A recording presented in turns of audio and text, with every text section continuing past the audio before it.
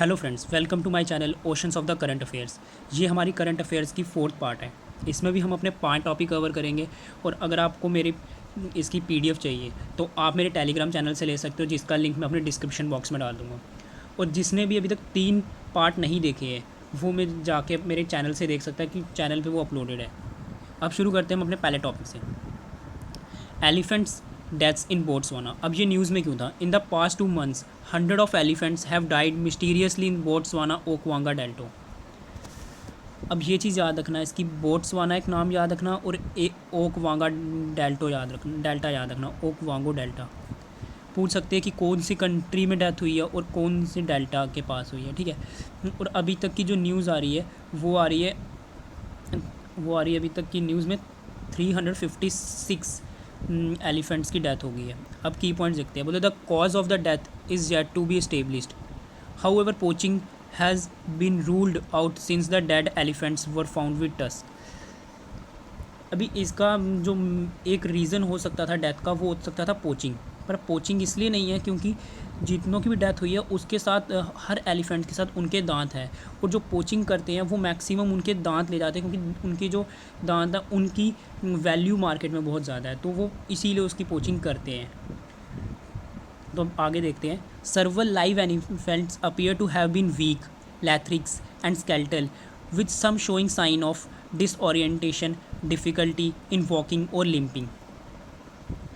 अभी जो ज़िंदा है वो वीक है काफ़ी ज़्यादा, डिसओरिएंटेशन है उनमें और डिफ़िकल्ट वॉक, मतलब चलने में बहुत ज़्यादा प्रॉब्लम है उनको।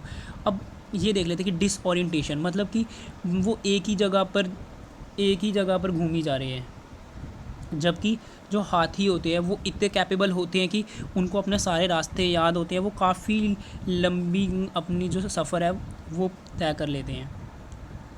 अब ओकवांगा डेल्टो के बारे में पढ़ लेते हैं कि है क्या। ओकवांगा डेल्टो जो है वो it is one of the very few major interior delta system that do not flow in a sea और ओशन। ये कुछ ऐसे डेल्टाओं में से एक है जो ना तो सी में फ़्लो होते हैं ना ही ओशंस में मिलते हैं। ये एक जगह जाके जम इकट्ठे हो जाता है, एक मतलब दलदल टाइप सा बन जाता है। This delta comprises permanent marshland and seasonal flooded plains. मतलब the delta covers part of Kalahari deserts and owes its existence to the Okavango river. अब ये देखो ना, कलहारी डेजर्ट जो है ये याद रखना, ये नाम याद रखना कि ये कहाँ पर है और ये कौन सी जगह को कवर करता है, ठीक है। अब बोट्सवाना का मतलब it is a landlocked country in southern Asia, sorry, it is a landlocked country in southern Africa. Its 70% territory covered by Kalahari desert. अब लैंडलॉक कंट्री कौन सी होती है आपको मैं बताता हूँ। लैंडलॉक कंट्रीज़ कौन सी होती है, लाइक जैसे ये है, ठीक है। इधर पे बोट्सवाना है, इधर पे जिम्बाब्वे है, इधर पे एक कंट्री और आ गई, इधर पे भी आ गई, इधर पे भी आ गई। मतलब कि जो चारों तरफ लैंड से घिरी होती है उसको लैंडलॉक कंट्री कहते हैं। और इसकी जो 70% टेरिटरी है वो कवर्ड है कौन से डेजर्ट से? कलहारी डेजर्ट से। अब आगे चलते हैं Botswana. Botswana has the largest world's largest elephant population estimated to be around 1,30,000। यहाँ पर सबसे ज़्यादा एलिफेंट पाए जाते हैं। एक तरह से आप कह सकते हो ये एलिफेंट का स्वर्ग है, हेवन है ये एलिफेंट के लिए। अब आते हैं हम अपने अगले टॉपिक पर। Yukti 2.0 platform for higher education institution. अब ये न्यूज़ में क्यों था, अब पढ़ते हैं इसके बारे में। मतलब the ministry of human resource development has launched an initiative Yukti 2.0 to help systematic assimilate technologies having commercial potential and information related to incubated startups in higher education। ये इसमें सबसे पहले एक चीज़ याद रखना, मिनिस्ट्री, क्योंकि मिनिस्ट्री तो यूपीएससी पूछता है, तो ministry of human resource development याद रखना। और एक और आपको एक मैं ट्रिक बताता हूँ, ये हर टाइम नहीं काम करती है बट मैक्सिमम याद रखना। कोई भी अगर एजुकेशन से रिलेटेड कोई भी चीज़ आती है तो उसको मैक्सिमम ह्यूमन रिसोर्स डेवलपमेंट ही लॉन्च करती है। और ये इसमें क्या है, इसमें मेन चीज़ मैं आपको शॉर्ट में बताता हूँ। इसमें टेक्नोलॉजी हो गई, टेक्नोलॉजी इंफॉर्मेशन, ये हायर एजुकेशन इंस्टीट्यूशन को बूस्ट अप करने के लिए इन्होंने इसको लाया है। अब पढ़ते हैं इसका। युक्ति 2.0 is an extension of Yukti. Yukti stands for young India combating covid with knowledge, technology and innovation. अब जो Yukti deal with knowledge, technology and innovation. जो यंग्स है, यंगर्स की जो ये नॉलेज है, टेक्नोलॉजी, इनोवेशन, न्यू आइडियाज़ को बूस्टअप करने के लिए portal which was launch to identified idea relevant in covid pandemic. अब जैसे कि ये कोविड पैंडमिक चल रहा है, आप सबको पता है, इस टाइम पे जितनी भी बड़ी बड़ी इंडस्ट्रीज़ है वो जॉब कट कर रही हैं और प्राइजेज़ इंक्रीज़ कर रही है। अगर जॉब कट्स होंगी तो अनएम्प्लॉयमेंट बढ़ेगी, और अगर प्राइजेज़ हाई होंगे तो हमारे यहाँ पे महंगाई बढ़ेगी। तो इस टाइम पे गवर्नमेंट ने एक युक्ति पोर्टल लॉन्च किया है, जिसमें जो नए नए बच्चे हैं हायर एजुकेशंस के, उनकी नॉलेज को, आइडियाज़ को, टेक्नोलॉजीज़ को, इनोवेशन को यूज़ करने के लिए, कि उनकी कैपेबिलिटी को सामने लाने के लिए। अब इसका की पॉइंट देखते हैं। The creations of database, the ministry has invited student, faculty members, startups and other stakeholders of higher education institutions to register on युक्ति portals and share their technology and innovations. उनकी टेक्नोलॉजी और innovation को उसमें share करने के लिए बोला है, जिससे उनको बूस्टअप हो, ये सब प्रमोशन हो इन सब। अब आता है हमारा फिशिंग कैट। हमारा जो अगला टॉपिक है वो है हमारा फिशिंग कैट। अब ये न्यूज़ में क्यों था? बोला, Orissa government has started a 2-year conservation project for fishing cat in Bhitarkanika national park. Bhitarkanika national park कहाँ पर है, ये आपसे क्वेश्चन पूछ सकते हैं, तो वो आपको पता होना चाहिए उड़ीसा में, क्योंकि मैक्सिमम एक आध क्वेश्चन तो इससे यूपीएससी पूछता है। तो यूपीएससी हो, एसएससी हो, ये ऐसे क्वेश्चन ज़रूर पूछता है। अब like several other rare species, little is known about fishing cat in the wild. अब मैंने देखो इसकी एक पिक भी डाली है, अब देख सकते हो, ये रही आपकी फ़िशिंग कैट, ये होती है फ़िशिंग कैट। अब इसका साइंटिफिक नेम क्या है? साइंटिफिक नेम भी यूपीएससी पूछ सकता है, क्या होता है? प्रीनेलरस विवर्नस ये नाम है इसका। प्रोनाउंसिएशन में थोड़ी सी गलती हो सकती है, तो अब जो चाहे वो बोल सकते हो इसको, बट इसके स्पेलिंग्स याद रखना, यूपीएससी में आ सकता है। अब डिस्क्रिप्शन, मतलब it is twice the size of a house cat. याद रखना, जो हम घर पे पालते हैं जो कैट, उसकी साइज़ से ये 2 टाइम्स बड़ी है, ठीक है। The fishing cat is nocturnal, active at night. ये जो कैट है ये एक्टिव एट नाइट, रात को एक्टिव रहती है, हमेशा रात को शिकार करती है। Apart from fish also prey on frog, crustacean, snakes, birds and scavengers on carcass of larger animals. The species breed all year round. They spend most of their lives in area of dense vegetation close to water bodies and are excellent swimmers. ये बहुत अच्छी swimmers भी होती है। अब habitat, ये कहाँ कहाँ मिलती है? In India, fishing cats are mainly found in the mangrove forest of Sundarban. Sundarban में मिलती है फॉरेस्ट में, on the foot hills of the Himalayas along the Ganga and the Brahmaputra Valley and in the Western Ghat. अब इसके IUCN status, जो कि बहुत ज़्यादा इंपॉर्टेंट है, IUCN स्टेटस तो पूछते हैं, वल्नरेबल है इसका, याद रखना। और जो ये है सिटीज़ क्या है इसकी, अपेंडिक्स 2। और अपेंडिक्स 2 क्या होता है कि इसकी ट्रेड पर, इसका ट्रेड पे रोक है, इसकी ट्रेड पे, इसको ट्रेड करना बैन है, क्योंकि अभी ये इतने कम नहीं है, बट अगर ट्रेड करेंगे तो शायद ये कम हो सकते हैं। Indian wild life protection act 1972। अब इसका जो स्केड्यूल यहाँ मिसिंग है, क्योंकि मिसप्रिंट हो गया है शायद नोट्स में। चलो अच्छी बात है, आप मुझे कमेंट सेक्शन में इसका स्केड्यूल बताओ क्या है। अगर आपको नहीं आएगा तो मैं आपको ज़रूर बताऊँगा, बट अपनी तरफ से भी कुछ ट्राई करो, एफर्ट्स डालो कि क्या है इसका। अब इसके थ्रेड्स के बारे में पढ़ लेते हैं हम, ठीक है। इसके थ्रेड्स क्या क्या हैं? इसके थ्रेड्स है habit destruction, shrimp farming, hunting, ritual practice, poisoning, ठीक है। अब आते हैं हम अपने अगले टॉपिक की तरफ। ये टॉपिक बहुत ज़्यादा इंपॉर्टेंट है, addition to the Ramsar site. अब मैं आपको बताऊँगा, इसके कुछ फैक्ट्स आपको जानने चाहिए। जो रामसर प्लेस है ये कहाँ पर है? ये ईरान में है, याद रखना, ईरान में है। इंडिया की जो टोटल रामसर साइट है वो 27 है। ये भी हो गया। और इसके बारे में अब हम पढ़ते हैं आगे। अब ये न्यूज़ में क्यों था? India has 10 more wetland to the sites protected by Ramsar convention. अब रामसर कन्वेंशन में 10 मोर वेटलैंड ऐड हुए इंडिया के। कौन से हुए वो देखते हैं।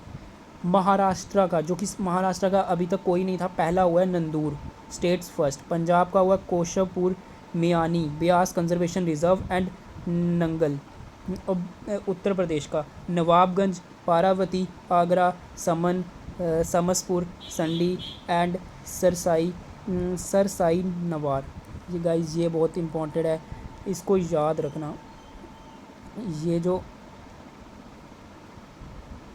है इसको रट लो गाइस, इसको अच्छे से रट लो, इसको अच्छे से याद रखना, क्योंकि ये बहुत इंपॉर्टेंट है। वैसे मैं आपको कवर करवाऊंगा अपने जो शंकर IAS की इन्वायरमेंट का 7th एडिशन भी मैं भी लेकर आऊँगा, उसमें आपको ये सब कवर करवाऊंगा। बट फिर भी अब ये याद रखना, इसमें से रामसर कन्वेंशन से एक क्वेश्चन ज़रूर पूछा जा सकता है।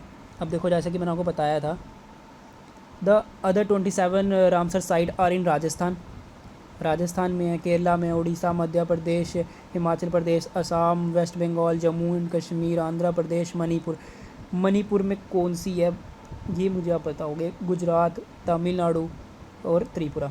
ठीक है, अब key point, this addition will help in achieving India's ambition mission Nal se Jal, which aims to provide piped water connection to every household by 2024। ये गाइस ये भी याद रखना, इसके बारे में पढ़ लेना कि ये कौन सी, या मुझे कमेंट सेक्शन में बताओ ये कौन सी मिनिस्ट्री ने लॉन्च किया है, नल से जल। ठीक है, अब हम आगे चलते हैं। Wetland provide a wide range of important resource and ecosystem service such as food, water, fibre, ground water recharge, water purification, flood modification, erosion control and climate regulation. अब रामसर कन्वेंशन क्या है? It was sign in 1971, Iranian city, मैंने आपको पहले बताया था Iran में है ये रामसर। ठीक है, अब हम करते हैं, and is one of the oldest inter governmental accord for preventing the ecological character of wetland. It is also known as conventions on wetland. ये भी आपसे गाइस पूछा जा सकता है, याद रखना। It's aim to develop and maintain an international network of wetland which are important for the conservation of global biological diversity and for sustaining human life through the maintenance of their ecosystem component process and benefits। Guys अभी जो मैं Shankar IAS की book cover करूँगा उसमें हमारे topics cover होंगे, IUCN, UNFCCC, protocol और climate change, और हमारा कौन सा आ गया, वीना कन्वेंशंस हो गया, और ये अपना रामसर साइट्स हो गई सारी, ये सब मैं उसमें कवर करूँगा। तो अब जैसे आप इसको सपोर्ट करें तो उसको भी वैसे ही सपोर्ट करना। अब हम शुरू करते हैं सेंट्रल विस्ता रीडेवलपमेंट प्रोजेक्ट। अगर गाइस आपको सेंट्रल विस्ता प्रोजेक्ट के बारे में नहीं पता और आप UPSC एस्पिरेंट हो तो आपका बहुत बुरा हाल है, पर चलो देखते हैं क्या है वो। अब ये न्यूज़ में क्यों है? मतलब recently many formers bureaucrat have oppose the central Vista redevelopment project. अभी काफ़ी जितने भी फॉर्मर ब्यूरोक्रेट है वो इसके अपोज कर रहे हैं इस प्रोजेक्ट का, और मुझे भी लगता है किसी हद तक सही है, क्योंकि इस टाइम कोविड-19 के टाइम पर जो इतना बड़ा पैंडमिक है, इस टाइम आगे हमारी मतलब इकॉनमी लो चल रही है, ऊपर से हम इतना, इसकी जो प्रोजेक्ट की पूरी वैल्यू है वो है 900 करोड़। इतना ज़्यादा हम इस पे खर्चा कर रहे हैं, मुझे लगता है कहीं ना कहीं गलत है, पर आगे गवर्नमेंट है वो भी हमारे लिए कुछ सोच रही होगी। The union ministry of housing and urban affairs propose a central Vista redevelopment project in 2019। याद रखना, मिनिस्ट्री हमेशा याद रखना गाइज, इसकी मिनिस्ट्री है the union ministry of housing and urban affairs. याद रखना कौन सी मिनिस्ट्री इसको प्रपोज कर रही है। ठीक है, अब इस प्रोजेक्ट्स के बारे में, the project envisages the constructing a triangle parliament building next to the existing one. अब जो बन रही है वो ट्राइंगल शेप की बनेगी, याद रखना। Constructing common central secretariat common रहेगा उनका। रिवैम्पिंग द, अब जो राजपथ से राष्ट्रपति भवन तक का जो भी रास्ता है वो 3 किलोमीटर का है, ये याद रखना। ये चीज़ आपकी एक जनरल अवेयरनेस के लिए क्वेश्चंस पूछे नहीं जाएंगे, बट ये आपके अपनी जनरल अवेयरनेस के लिए। ठीक है, फिर बोला north and south block to be repurposed as a museum बनाया जाता है। ठीक है, अब आता है सेंट्रल विस्ता। उधर currently and the central vista of New Delhi houses, Rashtrapati Bhavan, parliament house, north and south block, India gate, national archives amongst others. अब वैसे याद रखना ये 1911 के टाइम की बिल्डिंग्स बनी हुई है जो भी हमारे यहाँ पे बनी है, और ये बनी थी किंग जॉर्ज के टाइम। किंग जॉर्ज ने बनवाई थी। Was made and announce in Delhi Darbar to shift the capital of India from Kolkata to Delhi. जब इसने दिल्ली से कोलकाता से दिल्ली शिफ्ट की कैपिटल इंडिया की, तब इसने ये बिल्डिंग्स बनवाई थी। मतलब Delhi Darbar was hosted to mark the coronations of king George. इसका नाम बहुत अच्छे से याद रखना गाइस, ये बहुत ज़्यादा इंपॉर्टेंट नाम है, ये पूछा जा सकता है किसके टाइम पे बनी थी। अब बोलता है parliament house building was designed by the both Lutyens and Bakers. याद रखना ये ल्यूटेंस एंड बेकर्स के टाइम पे, ल्यूटेंस एंड बेकर्स आर्कियोलॉजिस्ट थे जिन्होंने बनाई थी। Rashtrapati Bhavan was designed by the Edwin Lutyens. राष्ट्रपति को एडविन ल्यूटेंस ने बनाया था। The secretariat which includes both north and south block was designed by the Herbert Baker. ये नाम याद रखना गाइस, ये नाम पूछे जा सकते हैं, ये जनरल नॉलेज के लिए भी इंपॉर्टेंट हो जाते हैं। Thank you guys, thank you for watching my video. अगर आपको अच्छी लगी हो तो लाइक, सब्सक्राइब और बेल आइकन को ज़रूर दबा दें। और अगर आपको इसकी PDF चाहिए तो आप मेरे टेलीग्राम चैनल से ले सकते हैं, और टेलीग्राम चैनल में मैं अपनी डेली हिंदू न्यूज़पेपर की PDF भी अपलोड कर देता हूँ, तो आप वहाँ से डाउनलोड कर सकते हैं। और अपने टेलीग्राम चैनल का लिंक मैं अपने डिस्क्रिप्शन बॉक्स में डाल दूँगा। Thank you guys, thank you for watching my video.